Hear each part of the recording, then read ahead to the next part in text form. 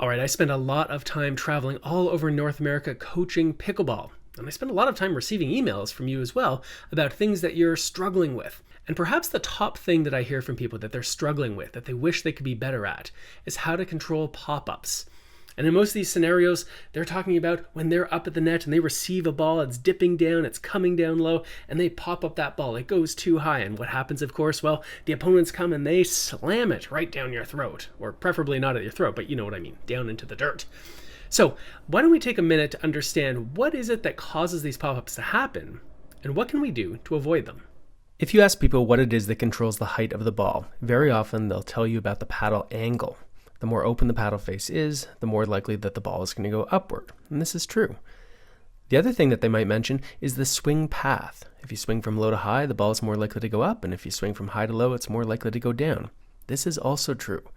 But when it comes to pop-ups, the thing that we actually need to pay the most attention to isn't so much the angle or the path, but it's actually the speed of the ball as it comes off the paddle. If you think about it, anytime you're hitting one of these slow and low balls, like a dink or a drop, you're hitting the ball with an arc. You need to have a slightly open paddle face, and you need to have a low to high swing path. The question becomes, how big is that arc going to be? Is it going to be a small arc that stays low, or a high arc that gets attacked? And the size of that arc is directly related to the speed of the ball as it comes off your paddle. The faster the ball comes off your paddle, the bigger the arc will be. Sometimes we add more speed because we have too much speed from our own paddle. We're swinging too hard as we hit the ball. And sometimes it's just a function of the speed of the oncoming ball, that we can't remove the speed enough, we can't absorb it, and then the ball comes flying off the paddle. So if we want to be good at keeping those balls low, we have to be excellent at not only controlling paddle angle and swing path, but the speed of the ball as it leaves our paddle.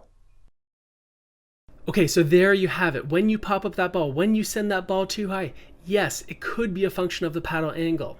It could be a function of the swing path, but there is a very good chance that your ball is going too high, that your ball is popping up, not because of the paddle angle, not because of the swing path, but because of the speed of the ball as it comes off your paddle. Look, if you're making contact below the top of the net and you've got to hit up on an arc, well, there's no question about that. There is going to be an arc, or else the ball goes in the net.